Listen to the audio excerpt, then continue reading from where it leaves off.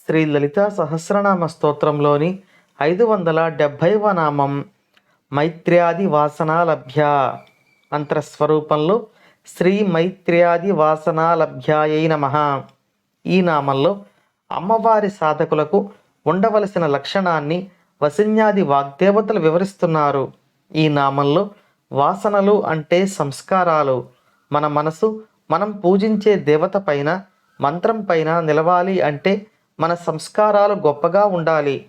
గొప్పవైన సంస్కారాలను సాధకుడు అలవాటు చేసుకోగలిగితే అతని మనసు మంత్ర దేవత పైన నిలుస్తుంది.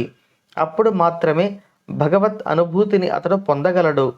యాంత్రికంగా కొన్ని అక్షరాలను వల్లివేస్తూ మనసు లౌకిక విషయాలపైన చెలుస్తూ ఉంటే ఆ సాధకుని యొక్క సాధన పరిపూర్ణం అవ్వడానికి కొన్ని జన్మలు పట్టవచ్చు. సాధకుని యొక్క సాధన సంపూర్ణం కావాలి అంటే అతని మనసు ప్రశాంతంగా ఉండాలి. మనసు ప్రశాంతం కావడానికి మనసు కొన్ని సంస్కారాలకు అలవాటు పడాలి. ఈ నామంలో మైత్రి మొదలైన వాసనలను కలిగిన మనస్సు కలవారిని అమ్మవారు అనుగ్రహిస్తారు అని వసిన్యాది వాగ్దేవతలు తెలియచేస్తున్నారు.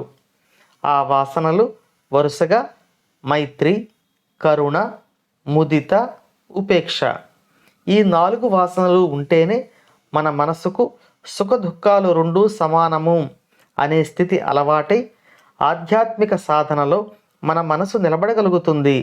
అమ్మవారి అనుగ్రహం కోసం ఈ 4 వాసనలను సాధకుడు తన మనసుకు అలవాటు చేయాలి. ఈ 4 సాధనల యొక్క అర్థాలను ఇప్పుడు మనం తెలుసుకుందాం. ఇప్పుడు మొదటి వాసన మైత్రి. ఎవరితో ఉండాలో మనకు తెలియజేస్తోంది. మనతో సమానమైన స్థాయి కలిగిన వారితో మనం మైత్రీ భావన కలిగి ఉండాలి. అంటే వారితో స్నేహం చేయాలి. ఆ తర్వాత మనం ఏ రంగంలో పనిచేస్తున్నామో అందులో గొప్ప కీర్తి గడించిన వారిని, గొప్ప విజయాలు సాధించిన వారిని చూసి మనం సంతోషించాలి. ఆ భావనను ముదిత అని అంటారు. ఇక 3వ వాసన గురించి తెలుసుకుంటే, మనకంటే తక్కువ స్థాయి వారు ఎవరైనా కనిపిస్తే వారిని మనం కరుణతో పలకరించాలి.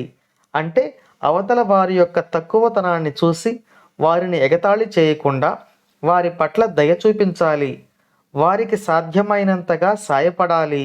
దీనిని కరుణ అని అంటారు. ఇక 4వ గుణం ఉపేక్ష గురించి మనం తెలుసుకోవలసి ఉంది. ఈ ఉపేక్ష మనలను శత్రుభావంతో చూసే వారి పట్ల వహించాలి. వారి గురించిన ఆలోచన, వారి పట్ల శత్రుత్వం మన మనసులోకి రానియకుండా వారిని, వారి యొక్క ఆలోచనలను ఉపేక్షించాలి. అంటే వదిలివేయాలి. ఈ 4 రకాల వాసనలతో కూడిన మనస్సు అమ్మవారి సాధనకు అనువైనది. వీరు అమ్మవారి యొక్క అనుగ్రహాన్ని పొందగలరు. ఇలాంటి సంస్కారాలు కలిగిన వారు జపము, తపముల సాధన చేయడం ద్వారా ఈ సంస్కారాలను అభివృద్ధి చేసుకుంటూ అమ్మ అనుగ్రహాన్ని పొందవచ్చు. ఈ సంస్కారాలు మనందరికీ అమ్మ అనుగ్రహించాలని కోరుకుంటూ ఓం శ్రీమాత్రే నమః.